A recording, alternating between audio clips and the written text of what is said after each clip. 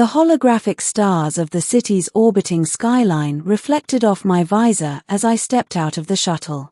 The planet below was a mesh of iridescent greens and metallic blues, a world alive with bioluminescent forests and chrome cities that stretched into the clouds. It should have been awe-inspiring, but I didn't feel awe. Not tonight. Tonight, I had a promise to keep. I had flown across 3 systems for a single purpose: to honor my best friend, Eric's, last wish.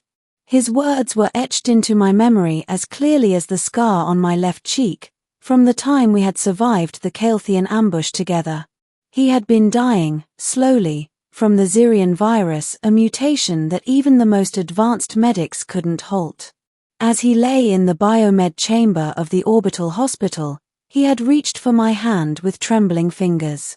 "Aaron, promise me," he rasped. Protect my wife. Even from herself." I had nodded, holding back tears, not knowing exactly what that meant. I only knew Eric trusted me. That was enough. Now, standing outside the sprawling estate on Valerian 9, I felt the weight of that promise pressing down on me. The estate was a fortress, a combination of alien architecture and human engineering, designed to withstand orbital storms and planetary sieges alike. But it wasn't the fortress that worried me, it was the woman who dwelled inside it. Her name was Lyra, Eric's wife. A striking figure with silver hair that shimmered like moonlight and eyes the color of molten sapphire.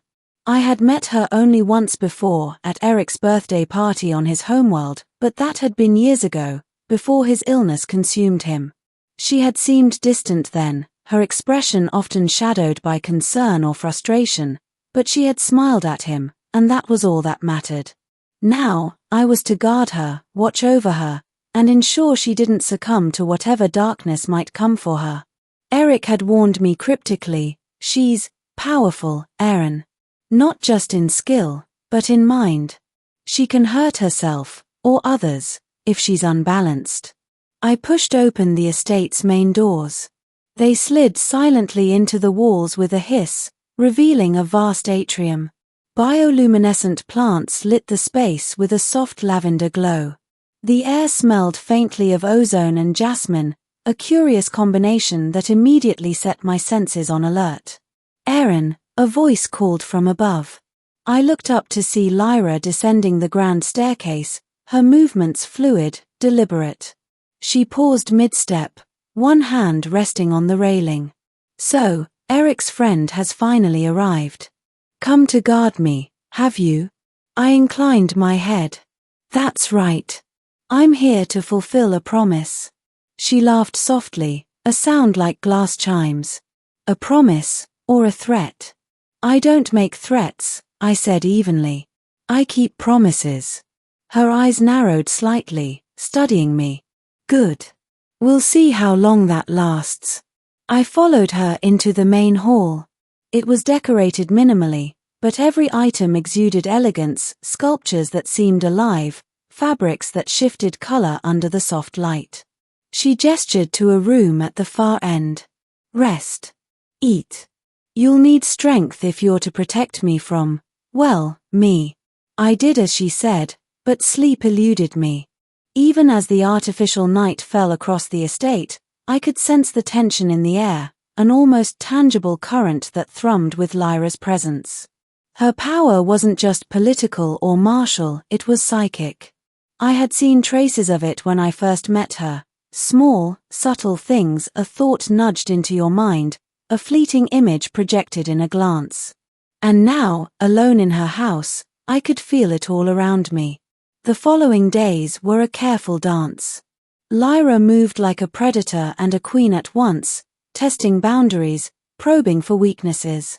Sometimes, she would appear suddenly, watching me silently from the shadows, her expression unreadable.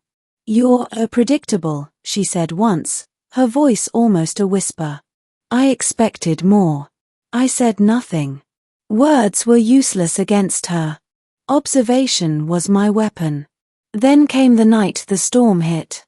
Valerian 9 was known for violent electric storms, and tonight, The sky was a roiling mass of green and violet clouds, punctuated by jagged forks of lightning. I was on patrol when the alarm blared. A psychic resonance detector, Eric's addition to the estate's security system, was triggered. I raced toward the source, finding Lyra in the atrium, her hands raised, her eyes glowing with an inner light. A swarm of energy tendrils swirled around her, feeding off her psychic output. She looked up at me, panic flaring in those molten eyes. "Erin, help me," she screamed. I reached her side just as a tendril lashed out, slamming her against the wall. Her body convulsed under the strain, the power surging dangerously. I could feel her thoughts, chaotic and desperate, like a storm within a storm. I placed my hands on her shoulders. "Focus on me. Remember Eric. Remember why you're here. You're not alone." Her mind brushed against mine, resistant at first, then trembling. I anchored myself to her psyche, drawing her back from the brink. Slowly, the energy subsided, the tendrils dissipating into nothingness. She collapsed into my arms, breathing hard, trembling. "You saved me," she whispered. "I promised him," I said softly. "I promised Eric." Her eyes locked onto mine, and in them, I saw a mixture of relief, gratitude, and something darker, fear of her own strength, fear of losing control. "I've been dangerous," she admitted. "I couldn't control it. And I pushed everyone away, even Eric." "You don't have to push me away," I said. "I'm here to protect you, from anyone, even yourself, if it comes to that." For the first time, a smile broke through her fear, though it was fragile. You're as stubborn as he said." I shrugged lightly. Stubbornness is useful. The days that followed were quieter, but no less intense. We trained together, not just physically but mentally. I learned to sense her surges before they occurred, and she began to trust me with her thoughts, her fears, her anger. We became a strange team, guardian and ward, human and alien, bound together by a promise and a shared understanding. One evening, as the twin moons rose over the bioluminescent forests, Lyra approached me on the estate balcony. Her hair shimmered silver under the moonlight, her eyes soft. "Erin, you kept him alive, in a way," she said quietly.